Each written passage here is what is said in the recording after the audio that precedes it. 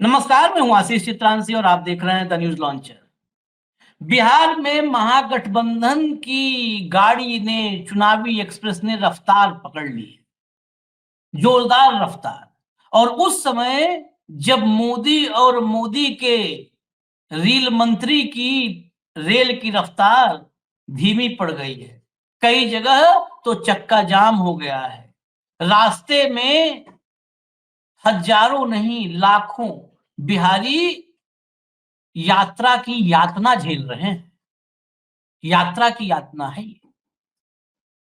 ऐसे समय में राहुल गांधी ने एक बड़ा फैसला लिया है। ये फैसला कांग्रेस के लिए कितना लाभकारी होगा, राजद के लिए कितना लाभकारी होगा, पूरे महागठबंधन के लिए कितना लाभकारी होगा, या सिर्फ और सिर्फ एक किसी विश्वास पात्र को ट्रैप में फंसा दिया गया है। सवाल ये भी करेंगे, थोड़ा सा दुखते रग पर भी हाथ रखना चाहिए।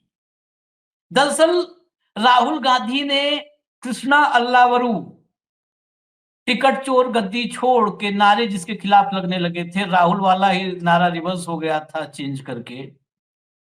कृष्णा अल्लावरू को लगता है कि अब घर बिठा दिया है, क्योंकि बिहार प्रभारी के रूप में अल्लावरू गए थे बिहार, टिकट तो बांट ही दिया, मेन काम तो कर ही दिया, जितना नाश सत्यानाश होना था वो भी कर ही दिया। अब अल्लावरू के हाथ में चुनावी प्रबंधन का काम था प्रभारी के रूप में, लेकिन राहुल गांधी ने बिहार में एक नया चुनाव प्रभारी लगा दिया है। नया चुनाव प्रभारी लगाने का मतलब ही है कि अल्लावरू को घर बिठाना। फिर अब अल्लावरू क्या करेंगे भाई, क्या करेंगे बताओ कोई हमको, क्या करेंगे? अब ऐसे आदमी को भेजा गया है जिसने मोदी का रथ रोकने में कामयाबी पाई थी, उसी को अब पूरे चुनावी कमान सौंप दी गई है। तो भाऊ को लाइए। अच्छा, जिसे सौंपी गई है मैं पहले क्लियर कर दूं, क्योंकि बाद में बहुत सारे लोग टीका टिप्पणी करें, उससे पहले हम लोग बता दें, हम बिल्कुल स्पष्ट, जिसे सौंपी गई है कमान वो भी महाराष्ट्र के रहने वाले हैं और भाऊ के निजी संबंध भी उनसे। हाँ हाँ, हम लोग तो भाई ट्रांसपेरेंसी में इसीलिए तो लड़ रहे हैं, इसलिए तो बोल रहे हैं कि हम 100% ट्रांसपेरेंसी में यकीन करते हैं, इसलिए कुछ नहीं हम। हाँ, हमने एक दिन एक बनारस में जो हमारे हॉकी के गोल्ड मेडलिस्ट का भाऊ घर गिरवाया, जो सीईओ था, मैंने यहां तक बता दिया था कि वो सीईओ हम जो है आज हम उसके खिलाफ उस पर इतने सवाल खड़े कर रहे हैं, जबकि उसी ने हमको काशी विश्वनाथ के दर्शन करवाए थे। तो हम ट्रांसपेरेंसी 100% चाहते हैं। हमको कोई जलेबी खाया है तो कोई जो नहीं कि चाशनी उसके ऊपर हम ना उड़ेल देंगे चाशनी अगर वो गलत करेगा। हाँ, तो सीधा सीधा हिसाब है हमारा। मैं बिल्कुल बिल्कुल चित्रांश, धन्यवाद आपका, अपनी ये बात रिकॉर्ड पे लाई।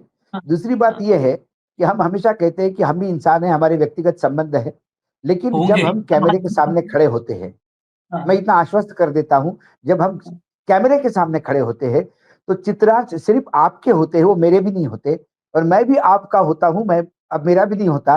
कई कार्यक्रमों में आपने देखा होगा कि मेरे कहे हुए को भी चित्रांश कहते कि मैं एग्री नहीं करता, इसमें मुझे कुछ और दिखाई देता है जो शायद आपको नहीं दिखाई दे रहा है। ये क्योंकि वो ट्रांसपेरेंसी है, यहाँ दुकानें नहीं चलाते, दुकानें चलाने पे तकलीफ होती है। तो इसी राइडर के साथ हम दे दें, ताकि कुछ नीचे फिर कमेंट दोगे आप, आपके ऐसा है इसलिए बोला गया है, हम वो भी बताएंगे कि क्या हुआ। हम आज वो निजी बात भी बताएंगे आपको, क्योंकि निजी संबंधों का जिक्र हुआ, तो वो निजी बात जो ऑफ द रिकॉर्ड होगी, मैं माफी मांगूंगा कुछ लोगों के लिए कि ये बात निजी थी, लेकिन मैं, क्योंकि मुझे लगता है कि ये आप लोगों के बीच में आनी चाहिए, इसलिए वो भी लाऊंगा। खबर दिखाइए भैया, खबर दिखाइए। हम बात कर रहे हैं अविनाश पांडे की। अल्लावरू से नहीं संभला बिहार, ये हमने नहीं लिखा है, हिंदुस्तान ने लिखा। अल्लावरू से नहीं संभला बिहार, कांग्रेस ने अविनाश पांडे को चुनाव प्रभारी बनाकर भेजा। बिहार चुनाव के ठीक पहले कांग्रेस पार्टी ने महासचिव और वरिष्ठ नेता अविनाश पांडे को बड़ी जिम्मेदारी दी है। उन्हें बिहार चुनाव प्रभारी बनाया गया है। माना जा रहा है कि कृष्णा अल्लावरू को लेकर पार्टी नेताओं में नाराजगी है और टिकट बंटवारे को लेकर के तो बहुत फजीहत करवाई है। अविनाश पांडे वर्तमान में प्रभारी महासचिव उत्तर प्रदेश के, उत्तर प्रदेश के प्रभारी कर सकते हैं सीधे सीधे शब्दों में, तो प्रभारी महासचिव जो लगाए जाते हैं। आगे भीतर की एक छोटी सी खबर है, वो भी दिखा दीजिए। कांग्रेस ने बड़ा फैसला लिया है, पार्टी के वरिष्ठ और अनुभवी नेता अविनाश पांडे को बिहार चुनाव को लेकर बड़ी जिम्मेदारी सौंपी गई है, जिसको लेकर सियासी चर्चा का दौर शुरू हो गया है। टिकट को लेकर बिहार कांग्रेस में हुए घमासान और मजबूत सीटें लेने में पार्टी विफल रही है। अपनी 2 सिटिंग सीटें भी गंवा दी हैं। माना जा रहा है कि बिहार कांग्रेस प्रभारी कृष्णा अल्लावरू बिहार संभालने में नाकाम रहे हैं, जिसके बाद पार्टी ने अविनाश पांडे को बड़ा टास्क दिया है। अब हटा दीजिए, आखिर में अभी हम आपको अविनाश पांडे जाते ही प्रेस कॉन्फ्रेंस एक हुई, उसमें से क्लिप भी सुनवा देंगे। जो चर्चा हम कल से कह रहे थे होनी चाहिए, वो आज बात आई है। जब कल मोदी जी गए थे कर्पूरी ठाकुर के गांव भाऊ, तो हमने उसके बाद कार्यक्रम में कहा था, किसमें 3-4 करते हैं भूल जाते हैं, कि कर्पूरी ठाकुर का नाम भुनाने की कोशिश भाजपा कर रही है, इससे बड़ा पाप हो नहीं सकता है। कर्पूरी ठाकुर को जब मुख्यमंत्री थे तो भाजपा नहीं आई थी, भाजपा के पूर्वज जनसंघ थे, मतलब थे तो यही सब सेम ही जनसंघ, और उस समय तो जनता पार्टी हो गई थी। बिहार में गालियां दी गई, गंदी गंदी गालियां दी कर्पूरी ठाकुर को, और जो मतलब कर्पूरी ठाकुर के साथ व्यवहार किया है कि अगर वाकई इंसान हो तो कभी क्षमा नहीं कर सकता इनको। और ये कर्पूरी ग्राम जा रहे हैं कर्पूरी ठाकुर को श्रद्धांजलि देने। तो आज वो बात भी रिकॉर्ड पर अविनाश पांडे ले आए। हम कल से कह रहे थे, जबकि ये नेताओं का काम है कि एक पॉलिटिकल एक दूसरे को करने के लिए। खैर सुनवाई देते हैं पहले अविनाश पांडे को, तभी आते हैं चर्चा पे। सुनवाइए, लाइए क्लिप लाइए, सुनवाइए। कि माननीय कर्पूरी ठाकुर जी के पक्ष में उनकी बड़ी बड़ी तस्वीरों के सामने पुष्पांजलि देते हुए जो तस्वीरें अखबारों में, सोशल मीडिया में, टीवी में चल रही हैं, छप रही हैं, और आज अपने आप को कर्पूरी ठाकुर जी का एक बहुत बड़ा अनुयायी जो लोग घोषणा कर रहे हैं, उनसे कांग्रेस पार्टी का, बिहार की उन सब पिछड़ी जाति जमाती जनता का खुला प्रश्न उनके साथ में है कि माननीय कर्पूरी ठाकुर जी ने जब ये ऐतिहासिक फैसला लिया और 1977 और 80 के दशक में जब सरकार बनी थी, उनकी सरकार का और इस रिजर्वेशन पॉलिसी का जब नोटिफिकेशन निकला तो उसका विरोध सबसे पहले किसने किया? जो स्वयं आरएसएस के जनसंघ के संस्थापक रहे, लेकिन जब उन्होंने अति पिछड़ा और पिछड़ी जाति के लिए रिजर्वेशन की घोषणा की, तो यही वो लोग हैं, यही वो पार्टी है, यही वो जनसंघ आरएसएस और भारतीय जनता पार्टी है जिन्होंने उनका घोर विरोध कर और विरोध ही नहीं किया बल्कि सड़कों पर तांडव करते हुए उनकी मातुश्री के सम्मान में भी आपत्तिजनक बयान किए। क्या बिहार की जनता ये चीज भूल चुकी है? मैं नहीं समझता कि बिहार की जनता की स्मृति या उन्हें उनका संस्मरण इतना झूठ वो सहन कर पाएंगे, या जो दिखावटी रिजर्वेशन के प्रति अपना चुनाव को मद्देनजर रखते हुए जो वो बोल रहे हैं, उस समय उनकी सरकार को किसने गिराया? उनकी सरकार के खिलाफ अविश्वास प्रस्ताव किसने लाया? इस प्रश्न का जवाब कांग्रेस पार्टी, इंडिया गठबंधन और बिहार की जनता इसका जवाब चाहती। यही बात है, हम तो ये चाहते थे कि ये घर घर जाए। मैं आगे अभी किस्सा बताऊंगा, अरे कितनी गालियां दी हैं भाऊ। वो कर्पूरी ठाकुर को चंद्रशेखर ने दिल्ली बुलाया, जब पहला आरक्षण मंडल तो बहुत बाद में आया, बीपी सिंह बहुत बाद में लाए। जब कर्पूरी ठाकुर आरक्षण लाए पहली बार, सबसे पहला इस देश में आरक्षण मतलब कर्पूरी ठाकुर लाए छत्रपति साहू जी महाराज के बाद, मतलब वो तो गुलाम भारत तब था। मतलब आजाद भारत में, इंडिपेंडेंट इंडिया में Karpoori Thakur was the only first leader जिसने रिजर्वेशन के बारे में सोचा। ये गालियां कौन सी गाली, उन्होंने इशारा कर ही दिया कि मात्र को मतलब मां, कुछ नहीं छोड़ा। और फिर ये हालत हो गई कि कर्पूरी ठाकुर बचेंगे कैसे इनसे, क्योंकि ये भीड़ में तो झुंड में चलते हैं, लाठी झुंड में तो बहुत बहादुर हो जाते हैं। तो चंद्रशेखर ने कहा दिल्ली में कैबिनेट मीटिंग पे चंद्रशेखर के अच्छा ये सब सामने मजबूत देखते हैं तो पतली गली खोजते हैं। तो जब चंद्रशेखर के यहाँ हुआ तो चंद्रशेखर की लाठी देख के सब दुबक गए। तो ये कहानी थी। आज ये कर्पूरी जो है भुना रहे हैं, कर्पूरी ठाकुर को भुना रहे हैं सब। भाव चलते हैं अविनाश पांडे। आशीष ये हाँ, पहली बार नहीं हुआ जिनके ऊपर महात्मा गांधी की हत्या के छींटे हैं वो हाँ, महात्मा गांधी को पूछते हैं। हाँ, जो लोग लगातार पत्र लिखकर सरदार वल्लभ भाई पटेल को नाकामा करने में तुले हुए थे, संस्थानिकों को, राजाओं को पत्र लिख के कह रहे थे कि ये सरदार वल्लभ भाई पटेल की बात मत मानो, हाँ, आप इंडिपेंडेंट राज्य, अंग्रेजों से आप अपना राज्य ले लो, कोई भारत नहीं है, मत आइए इस सरदार पटेल की झांसे में। उनके भी जय जयकार बोल रहे हैं और सरदार पटेल को भी भुना रहे हैं सबसे बड़ा स्टैचू करके। अब सरदार पटेल इनके हो गए। ये सिर्फ मत चोरी नहीं करते, इनका अपना अतीत नहीं है तो दूसरे का अतीत भी चोरी करते हैं। बाबा साहब भी तो इन्हीं की वजह से इस्तीफा दिए थे। इन्हीं सब बाबा साहब इनके वजह से इस्तीफा दिए थे, अभी बाबा साहब के सगे हो गए। तो बिहार में कर्पूरी ठाकुर के सामने तो नतमस्तक होंगे। लेकिन कोई पामेरियन मीडिया, कोई गोदी मीडिया ये बोलने को तैयार नहीं है कि भाई ये कर्पूरी ठाकुर के खिलाफ, सारी दुनिया को मालूम है कि वो कैबिनेट नहीं ले पा रहे थे पटना में, तो उनकी कैबिनेट चंद्रशेखर ने दिल्ली में करवाई अपने यहाँ। आप लो डिसीजन, मैं बैठा हूं, कौन है कैबिनेट में आपका विरोध करता है, और वो बिल पास हो गया था। आज क्या स्थिति है? आज मैंने देखा फोटो छपते, राहुल गांधी केसरी जी के फोटो पे नमन कर रहे हैं, बोले अब इनको याद आया सीताराम केसरी। लेकिन किसी ने नहीं लिखा अब क्यों याद आए हैं कर्पूरी ठाकुर। अरे सीताराम केसरी तो दिवंगत होने के बाद याद किया। आप तो जीते जी जो लोग बैठे हैं उनको घर में बुद्ध बना के बैठा दिया आपने। अडवाणी जी राम मंदिर के प्राण प्रतिष्ठा में तक नहीं आ पाए, जिन्होंने राम मंदिर की लड़ाई लड़ी और जिसने पहली बार सत्ता में ले आए बीजेपी।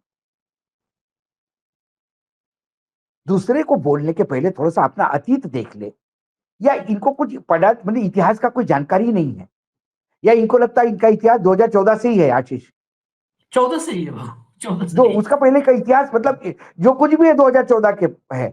2014 में इनका अवतरण हुआ नॉन बायोलॉजिकल, 2014 में ही देश आजाद हुआ, 2014 में ही मीडिया आया, 2014 में ही मंगलयान बना। जो कुछ भी हुआ 2014 के बाद हुआ। 2014 के पहले तो हम स्टोन एज में थे, गुफा में रहते थे, कुछ नहीं था। ये बता रहे, बताइए, ये आदतन है।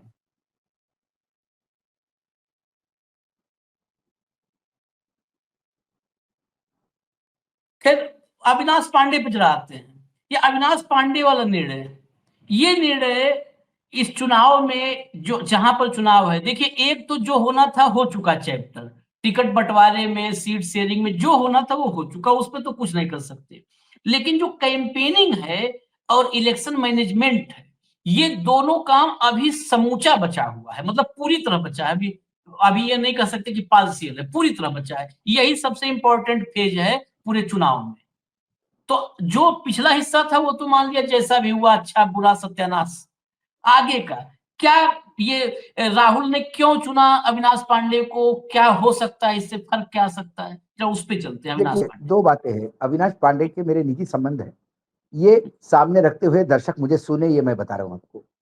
अविनाश पांडे बेसिकली संगठन के आदमी हैं। यूथ कांग्रेस एनएसयूआई वहां से संगठन के आदमी हैं। ये जिसकर के चेले हैं, श्रीकांत जिसकर के। ये शरद पवार से टक्कर लेके राजीव गांधी के साथ लड़े हैं। तो इनका आप इतिहास देखिए तो ये बहुत तप के आए हैं। उसके बाद इन्होंने कभी कुछ मांगा नहीं। इनको सोनिया जी ने राज्यसभा का टिकट दिया कि आप राज्यसभा आइए, बोला जैसी इच्छा। महाराष्ट्र से राज्यसभा बगैर शरद पवार के नहीं आ सकते थे। शरद पवार ने आके प्रॉमिस कर दिया कि आप अनाउंस कर दीजिए, हम साथ देंगे, टिकट सीट निकाल लेंगे। हम्म, पर्चा भर दिया, और जब पर्चा भरने का समय आया तो पता पड़ा राहुल बजाज ने भी पर्चा भर दिया, और राहुल बजाज को समर्थन शरद पवार ने दिया, और शरद पवार समर्थन का आदेश अपने एमएलए को देके विदेश चले गए। सोनिया जी ने बुलाया, Avinash ji you need to now withdraw, मतलब अब कोई मतलब नहीं। इन्हें कहा नहीं, हमने फॉर्म भरा है, अब लड़ना पड़ेगा। बोले हार जाएंगे, तो बोले क्या हुआ उसमें? भाई इसलिए थोड़ी कि पार्टी ने दगा दिया, अब पार्टनर ही दगा देता तो क्या करेंगे। शरद पवार ने पुरानी दुश्मनी निभाई राजीव गांधी के समय की, और ये चुनाव हारे, लेकिन इन्होंने उसमें भी क्रॉस वोटिंग करवाया। जितने कांग्रेस के एमएलए थे उससे ज्यादा वोट लेके आए। तो मैडम ने कहा, बोले नहीं, वो मैं भी व्यवस्था में लगा ही था, लेकिन इतनी व्यवस्था नहीं कर पाया, क्योंकि शिवसेना ने भी समर्थन दे दिया था राहुल बजाज को। वो एपिसोड हो गया। उसके बाद कभी इन्होंने राज्यसभा नहीं मांगी। जहां भेजा जाते हैं, लॉजिस्टिकली काम करते हैं। आप इनको कभी आप इनका मीडिया में आप कभी इंटरव्यू नहीं देखेंगे जिसमें कुछ पार्टी के लिए किरकिरी कर दी होगी, या राजस्थान का इतना बड़ा सचिन का इतना बड़ा खेल हुआ, सरकार तोड़ते तोड़ते टूटते टूटते रह गई। मध्य प्रदेश की सरकार टूट गई, लेकिन राजस्थान की नहीं टूटी। उसमें भी कुछ तो योगदान इनका भी रहा होगा। उसके बाद राज्यसभा की चुनाव हुए राजस्थान में, वहां भी क्रॉस वोटिंग हुआ और कांग्रेस का उम्मीदवार जीत गया। उसका जैसा कि कांग्रेस में होता है, जब आप बहुत अच्छा काम करते हैं तो आपको वहां से हटाया जाता है। फिर सचिन की जो चौकड़ी थी, उनको लगा कि हमारी ये सरकार गिराने की जो बीजेपी की साजिश थी, जिसके साथ हम लड़ कर रहे थे, वो इसलिए नहीं गिर पाए कि ये सारा अविनाश पांडे यहाँ था। फिर अविनाश पांडे को निकाला गया, जो पार्टी के गद्दार थे उनको सम्मानित किया गया। अविनाश पांडे को नॉर्थ ईस्ट भेज दिया गया, नॉर्थ ईस्ट में काम करने लगे। कुछ नहीं काम तो नागपुर में जाके अपना घर संभालेंगे। कुछ आशा अभिलाषा नहीं है। जिसकर के जाने के बाद और राजीव गांधी के जाने के बाद उनकी पॉलिटिकल एम्बिशन नहीं है। कभी आपने राज्यसभा के लिए उनका चलता हुआ नाम नहीं सुना होगा, कभी नहीं सुना होगा। जब उनको यूपी दिया गया तो राहुल गांधी ने बोल के गया कि ये यूपी बहुत खराब हुआ। मतलब अब जब खराब क्यों हुआ, इसके पहले कौन यूपी देख रहा था? यूपी के 12 किसने बजाए? प्रियंका गांधी। मतलब आप संदीप सिंह कहो या प्रियंका गांधी कहो, वो ये सिक्के के दोनों पहलू है। आज भी संदीप सिंह ही वहां राज कर रहा है प्रियंका जी के यहाँ। ये सब कहने की बात है कि वो नहीं है। उसके बाद इनको दिया, ये लगे रहे उत्तर प्रदेश में। इसके पहले झारखंड दिया, झारखंड में इन्होंने सरकार टूटते टूटते बचाई। जो लोग जो कलकत्ता में पकड़े गए कैश के साथ, कैसे पकड़े गए, कैसे रायपुर में सबको शिफ्ट किया, कैसा एक एक जिले में कार्यकर्ता खड़ा किया। उसके बाद उत्तर प्रदेश दिया, उत्तर प्रदेश आ गए। उत्तर प्रदेश में जिला अध्यक्ष बने तब क्या खेल हुआ आप जानते हो। फिर भी लगे रहे। लेकिन उनका एक है, वो किसी कंट्रोवर्सी में नहीं आते। जो चीज है वो राहुल गांधी को, सोनिया गांधी को इन्फॉर्म करते रहते हैं कि सोनिया जी ये हुआ है, राहुल जी ये हुआ है। इसलिए जो बीच के दलाल होते हैं, जो कानाफूसी करते हैं, वो वहां फेल हो जाते हैं। क्योंकि राहुल कहते हैं कि I got the mail from Avinash ji 2 days back. ये हर अपनी चीज एक बार करने के पहले उनको रिकॉर्ड में रखते हैं। राहुल गांधी ने जब देखा, क्या आपने जो 14 नाम दिए, क्या राहुल गांधी तक नहीं पहुंचे? ये हाँ पहुंचे हैं सभी को सब पहुंचे। अगले दिन खबर छपी है, खबर छपी है। वो पूछ रही है कि क्या हुआ ये। मतलब क्या है, उनके पास सूचना ही नहीं जाने देते ये लोग। ऐसा कार्ड बना गया है। तो जब उनको सूचना मिली तो उनको लगा अब मैं क्या करूं। पिछले चुनाव में स्क्रीनिंग कमेटी के चेयरमैन थे अविनाश पांडे। तब जो 8 सीटें बदली, वो भी ठिकरा अविनाश जी के नाम पे फूटने वाला था। लेकिन अविनाश ने बहुत पहले स्मार्टली अपना कम्युनिकेशन कर दिया था सब दूर। तो जब उनके नाम का जिक्र आया तो हाईकमान ने कहा, तो उन्होंने पहले ही बोल दिया था कि 8 सीटें क्यों बदली है। अब मुझे ये बोला गया था दिल्ली से फोन है। वो आज तक पता नहीं पड़ा किसने बदली, और निपट गई सरकार। अब इस बार उनकी एंट्री हो गई लेकिन मैं फ्रैंकली बताता हूं, मुझे पता नहीं था, मुझे लगा कि वो दिवाली को जनरली अपने घर रहते हैं। मेरे एक पॉलिटिशियन मित्र है मध्य प्रदेश में, मेरे पारिवारिक संबंध है, उनका बेटा आया तो दिल्ली में ऐसे ही, अंकल क्या कर रहे हो, मैं आजा खाना खाने, तो आ गया। वो भी कांग्रेस में अभी एक्टिव है। उसने कहा कि कुछ नहीं, मैं आया था दिवाली में सबको मिलने, तो अविनाश जी को फोन किया तो वो भी है, तो मैं सोचा कि उनको भी मिल लूं। मैंने कहा है अविनाश जी? बोले घर पे है, मुझे बुलाया 2 बजे। खाना खा के वो निकल गया। उसके बाद में हमने अपना मिड डे मुद्दा किया कल, और उसके बाद मैंने कहा कि अब दिवाली को है, उनको पता भी पड़ेगा कि मुझे पता है अच्छा नहीं लगता, क्योंकि गणपति के हर गणपति को मैं उनके यहाँ परिवार के साथ रहता हूँ, ये हमारा पक्का है। तो मैंने पत्नी को कहा चलो अविनाश भैया है तो मिल के आते। तो मैं वहां गया तो बोले अरे सरप्राइज, मैंने मुझे सरप्राइज है आप है यहाँ पे। तब उन्होंने कहा कि मैं बिहार जा रहा हूँ। तो साथ में कुछ और 1-2 लोग बैठे हुए थे। वो बोले भाई साहब आप अच्छा काम करती इसलिए भेजा। मैंने अच्छा काम करती इसलिए नहीं भेजा, बलि का बकरा भेजा है, क्योंकि जिसने पाप करना था वो कर गया। जब नतीजा आएगी तो इंचार्ज कौन था? अविनाश पांडे है। तो मैंने कहा बलि का बकरा बनाने के लिए तो नहीं भेजा। तो सबने ठहाके लगाए। फिर उन्होंने कहा कि अशोक बैठा है, पॉलिटिकल बात ना करे तो ज्यादा अच्छा है, फिर ये शुरू हो जाता है तो फिर ये रुकता नहीं, तो अभी रुक जा, अपन दूसरा। तो बता रहे थे बेटे का क्या है, ये है, नागपुर कब आ रहा है, एक शादी है हमारे ही पारिवारिक इसमें, तो बता रही उस शादी का कार्ड भी तुमको आएगा, आना जरूर शादी में, अपने घर की शादी है। मैंने कहा मैं जानता हूँ। ये सारी बातें हो रही थी, लेकिन मुझे एक बात समझ में आ गई कि हाथ से चीजें चली गई, ये कांग्रेस को समझ में आ गया, लेकिन बहुत देर कर दी हुजूर आते आते। यदि शायद अविनाश पांडे होते तो वो लड़ लेते, लेकिन वो 14 टिकट नहीं जाने देते, जो आपने बेच दिए। क्या होगा आशीष? अब कांग्रेस आरजेडी सब मिलकर लड़ेंगे चुनाव, ठीक है, आ जाएगी, लेकिन वो 14 सीटें तो आपको भूलनी पड़ेगी। और मैं दर्शकों को बता रहा हूं, उन 14 सीटों का लेखा जोखा आपके पास है। हमने फोटो साथ जब दिखाया, और नतीजा बहुत बड़ी आएगा, बात, मैं एक बात बताऊं, जब नतीजा आएगा तो आप देख लेना उन 14 बड़ी में से बात कितनी यह जीतते है हैं। कि वो हमने ही दिखाई थी, सुबह सुबह जब आपने पूरा इकट्ठा किया हमने ही दिखाया था। और उसके अगले दिन इस देश के जो बड़े पोर्टल्स और बड़े बड़े मीडिया हाउस हैं, उसके अगले दिन वही नाम छापे। मुझे, हम लोगों के कई सहयोगी हैं फील्ड में जो खबरें हम करते हैं कि ये खबर कर लीजिए बहुत अच्छी है, मुझे खबर आई 2 जगह से, मैंने उनको लिंक भेजा कि हमारी खबर से ही छपा है, सारे नाम उसी सीक्वेंस में लिखे गए हैं, जिस सीक्वेंस में हमने बुलाया है उस सीक्वेंस में खबर लिखी गई। लेकिन एक बात और, मैं थोड़ा सा, जैसे हम कई बार निराशावादी होते हैं, लेकिन फिर थोड़ा सा आशावादी है, तभी तो डिबेट भी करते हैं। आशावादी है कि देश बचेगा। कहीं ऐसा तो नहीं कि अविनाश पांडे को थोड़ा सा, अब हम वो जो है उस दुनिया में जा रहे हैं, अंधविश्वास ही मान लीजिए, कहीं ऐसा तो नहीं कि राहुल गांधी लकी चार्म मानते हो, राजस्थान में अविनाश पांडे था तो सरकार गिरने से बचा लिया, झारखंड में अविनाश पांडे था तो सरकार गिरने से बचा लिया, उत्तर प्रदेश में जहां पर 2% पे आ गई थी कांग्रेस, 2% पर, वहां एक सांसद बनने की स्थिति नहीं थी कांग्रेस की, एक लोकसभा सांसद में राहुल भले जीत जाते और कोई नहीं। लोकसभा में अखिलेश और कांग्रेस, एसपी और कांग्रेस के बीच में जो जो डेडलॉक पड़ा था, उसको तोड़ने में भी इन्होंने इसका मैं श्रेय इसको देता हूं।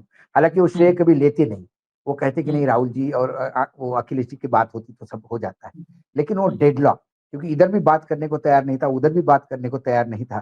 तो एक होता क्या है, एक तो एक एक्सपीरियंस है आपका, दूसरी बात है आप संगठन जानते हो, तो आपके पास वो हेडनेस नहीं है कि मैं भाई जनरल सेक्रेटरी, वो वाली बात ही नहीं है।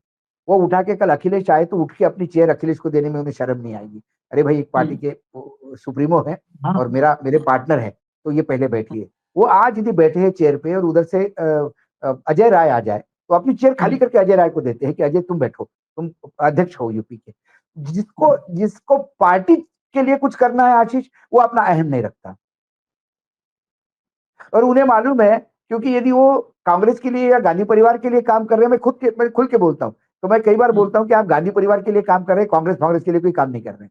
आप बिल्कुल व्यक्तिनिष्ठ हो जाते हो, तो वो बोलते आप इसमें बात ना करें तो ज्यादा अच्छा है। अशोक, तुम्हारे और मेरे व्यूज इसमें बिल्कुल नहीं जानते, प्लीज इसमें मेरे से बात मत करना। ये आप चाहे दुखती रख समझो, कोई कहो, गांधी परिवार, मैं और ये सब मेरे से बात ही मत करो तुम बहुत ही कभी कभी एकदम एक्सट्रीम चले जाते हो, तो मैंने अच्छा नहीं बात करेंगे, ये भी उनका है। तो उसके चलते उन्होंने कभी स्वार्थ नहीं साधा। उनको पता है कि ये जो चांडाल चौकड़ी जो स्लीपर सेल बैठे हुए हैं, ये 24 घंटे निगरानी में है। वो अविनाश पांडे पे निगरानी रखते हैं कि अविनाश पांडे किसके घर में पानी पिया, किसके घर में चाय पिया, अविनाश पांडे ने जूता कितने रुपए का पहना है, अविनाश पांडे का जो शर्ट है उसके बटन कौन से हैं। उनको थोड़ा बहुत मिलना चाहिए निपटाने के लिए। तो वो कोयले के खदान में सफेद कपड़े पहन के निकल जाते हैं और आते हैं, ये स्थिति है उनकी। इसलिए बहुत कम बोलते हैं, उन्होंने बहुत कम जगह इंटरव्यू दिया होगा। प्रेस कॉन्फ्रेंस लेते तो प्रेस कॉन्फ्रेंस लेते। मतलब बताइए, जिसने दी हुई लिस्ट जिला अध्यक्षों की 90% गायब हो गई, 90% चेंजेस हो गए उसमें। उसके बाद चेंजेस किसने किए, ये बात छोड़ के जब लोग विरोध करने के लिए सामने आए, जब घेराव करने के लिए आए, तो एक आदमी बोल देता भैया मैंने तो नाम दिए थे, उनने चेंज किए, उनको बोलो। इन्हें कहा नहीं, अंतिम सूची मैंने रिलीज की है, मैंने, मुझे लगा जो मैंने रिलीज की है। आप नाराज है, मैं आपके सामने हूं, आपको जो करना सो करो, आपकी नाराजगी मैं झेल रहा हूं ना। आप बैठिए मेरे साथ, मुझे गाली दीजिए, मैं क्या कर सकता हूँ। मुझे लगा तो मैंने किया, मैं जनरल सेक्रेटरी इंचार्ज हूं, मुझे उत्तर प्रदेश देखना होता है। उन्होंने अपने ऊपर लिया। जब मैंने वक्तव्य सुना तो मैंने फोन करके खूब हंसा। बोला क्या मिलेगा इसका, बोला मैं मिलने के लिए नहीं कुछ करता। पहले नहीं, आपने बहुत बड़ी बात कह दी आज। मैंने इसका आपको मिलेगा, बोले मतलब इसका आपको जरूर मिलेगा, बख्शिश मिलेगा। बोले क्या, मैंने मेघालय भेजे जाओगे अभी, क्योंकि आपने अच्छा काम किया, ये स्लीपर सेल को अच्छा नहीं लगेगा। तब ये गए, मैंने इनको बोला, मैंने बोला कितना काम करोगे अभी बचे हुए 20 दिनों में, क्या करोगे मुझे बताओ। तब इन्होंने बताया मुझे कि आपको क्या लगता है सिर्फ बीजेपी इधर से उधर लोग कर लेती है। मैंने उत्तर प्रदेश की करीब करीब 2-3 हजार की फौज, डेडिकेटेड फौज पूरे बॉर्डर एरिया में उतार दी है, बिहार के जो यूपी और बॉर्डर एरिया है, क्योंकि वहां रिलेटिव्स है। मैंने देखा जहां जहां तुम्हारी शादी ब्याह के संबंध है, वहां जाइए, उस गांव में जाइए, बताइए मदद करनी है। और एक बात और बोली, ये व्यक्तिगत काम है पार्टी का, इसमें आने जाने का पैसा और रहने का पैसा मत मांगिएगा, आप अपनी अपनी व्यवस्था करके जाइए, लेकिन ये मैं आपको गुहार लगा रहा हूं, आप जाइए, पार्टी को आज जरूरत है, आप पार्टी को जरूरत है, बिहार में आप जाइए। याद रखिए जब आपका चुनाव होगा तो बिहार से भी लोग आएंगे, मैं वादा करता हूं आपसे। ये बोल के वो लोग ही गए। लोग बोले मैं देखना लोग उतारता हूँ, कितने लोग उतर पाएंगे, क्या उतर पाएंगे, कैसा कर पाएंगे, ये कुछ नहीं, लेकिन कम से कम ऐसा लगता है कि उन्होंने रेक्टिफाई किया। और रेक्टिफाई करने के बाद पहली बार खुल के, जो आप कल से हमें कह रहे थे, बात भी कर रहे थे कि यार ये क्या कांग्रेस या कांग्रेस के स्पोक्स पर्सन को क्या फोन करके बताएंगे हम, अरे ये पॉइंट है, इस पे बोलो यार। ये दिमाग तुम्हें क्या बदतर है। या 24 घंटे बस राहुल जी किधर जा रहे हैं, बेजू जी किधर जा रहे हैं, अलंकार जी किधर जा रहे हैं, अलंकार जी को खुश रखो, बेजू जी को खुश रखो, आप वो कौशिक जी को खुश रखो, और वो तुम्हारे वेणुगोपाल जी को खुश रखो। यार में गई पार्टी, राहुल गांधी चलते चलते सब सामने जाके एक बार फोटो खींच लिया, है कर लिया, ठीक है।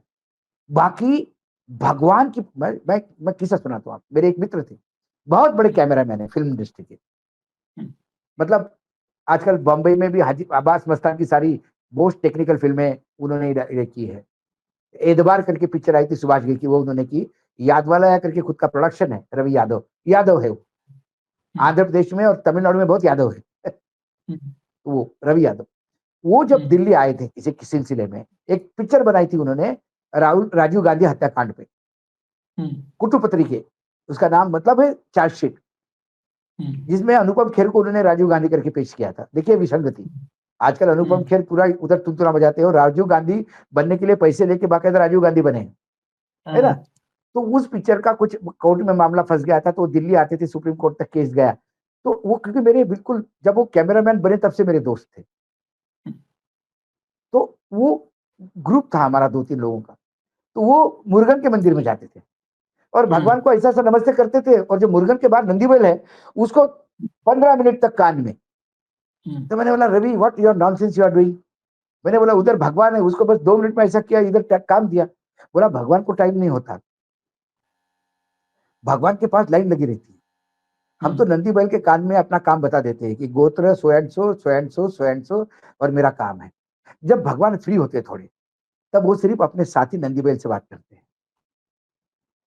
तब वो कहते हैं कि अरे भाई, वो रवि यादव भी आए थे, उनका क्या देना। तो बोले नंदी बैल कहेगा तो काम जल्दी होता है। उन्होंने तो ये अपना आस्था की बात बताई, लेकिन वस्तु स्थिति है ये आज के डेट में राजनीति की।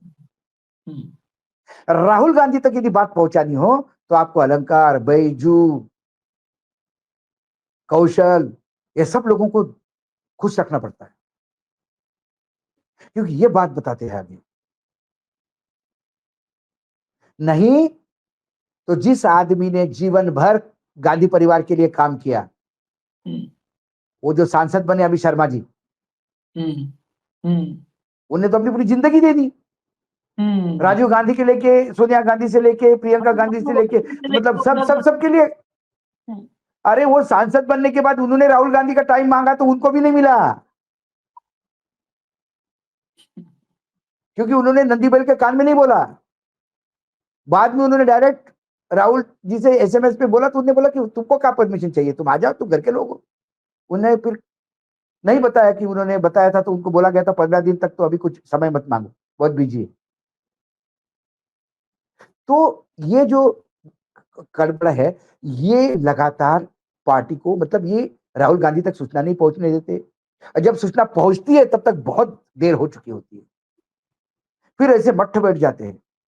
आलू वालों को पूछ रहे होंगे कि ये लोग कल तक तो, परसों 2 दिन पहले तक तो ये एलजेपी में था, ये कैसे आपने को टिकट दे दिया? चुप। पता नहीं।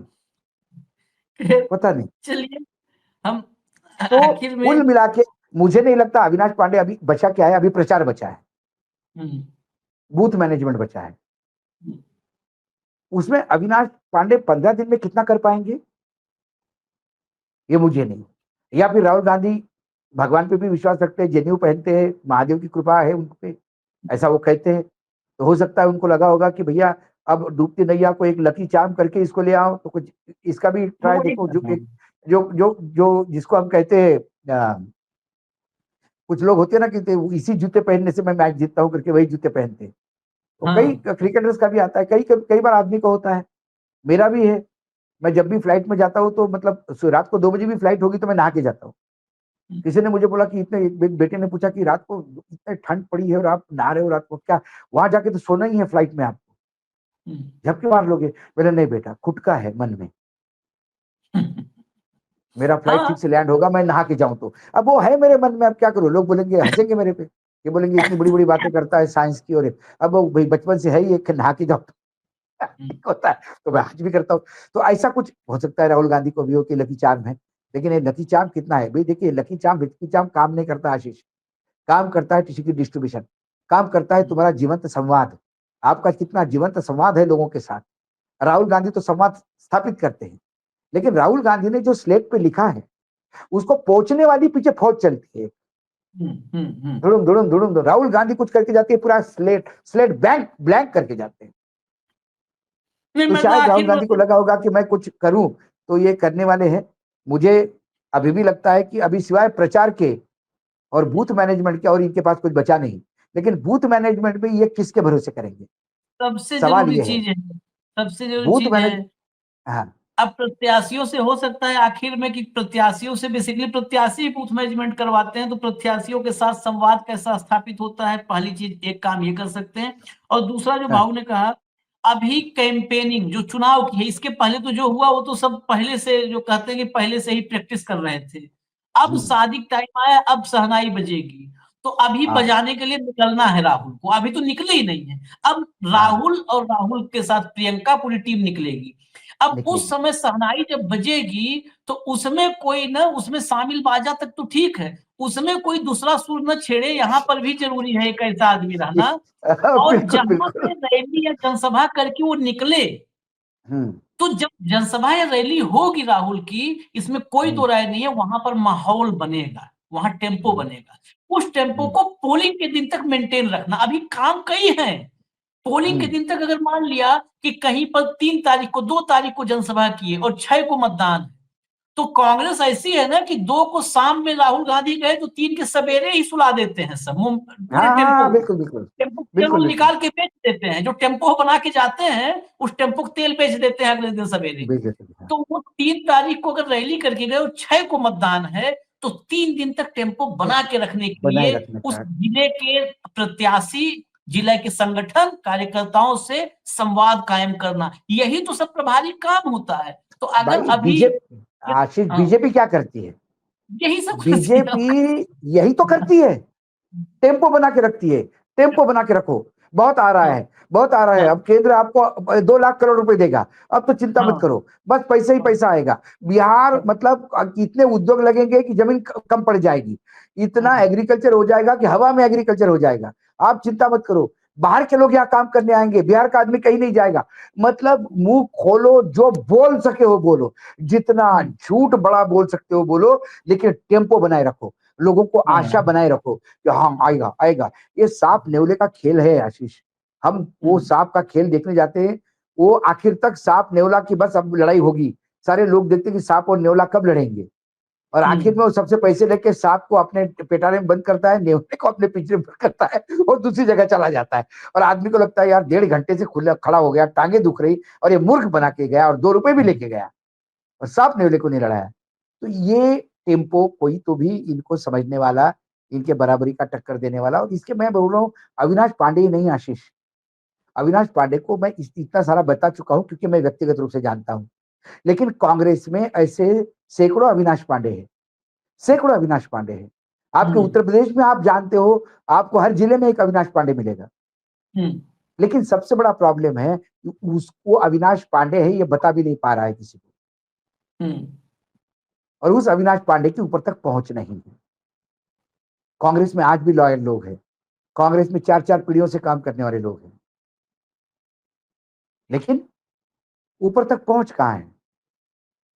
ऊपर पहुंच सिर्फ उसकी है जो नंदी बैल को चारा खिला रहा है। और यहाँ चलिए और 4 दिशाओं में नहीं, 4 दिशाओं के बीच में जो 4 दिशाएं होती है, जैसे 8 दिशा, 8 दिशा में 8 नंदी बैठे हैं, आपको हर एक को खिलाना पड़ता है, बात तब जाके खिलाने तक भगवान नहीं तक है, सुनाई होती। बात खिलाने का ही नहीं है। सबसे बड़ी दिक्कत है कि ये सब नंदी बैल को चारा खिलाते हैं और दूहते कांग्रेस को हैं। तो बस हाँ कांग्रेस का दूध निकाल लेते हैं, चारा सब हाँ, नंदी बैल खा जाते हैं और दूध कांग्रेस का निकल जाता है। कांग्रेस लाचार पड़ी रहती है, हमें इजाजत दीजिए, देखते हैं क्या करते हैं। अविनाश पांडे गए हैं तो अभी जो वक्त है उनके पास वो क्या करते हैं सब ये सामने आ उनकी भी अग्नि, जाएगा। ये उनकी भी अग्नि परीक्षा है। अब बिहार निपट परीक्षा गए है। इस बार बिहार निपट गए तो सवाल उन हाँ, पे भी उठेंगे, सब ऐसा नहीं उठाएंगे। चुनाव के हाँ, नतीजे आएंगे तो अविनाश पांडे की भी क्लास होगी, क्लास होगी। क्योंकि व्यक्तिगत संबंध व्यक्तिगत है, बाकी अपने जगह पे है। हाँ, मेरा पहला रिएक्शन आशीष यही था कि उनको सर चाहिए ठिकरा फोड़ने के लिए, चले जाइए, मैं कोई बहुत आशान्वित नहीं हूं।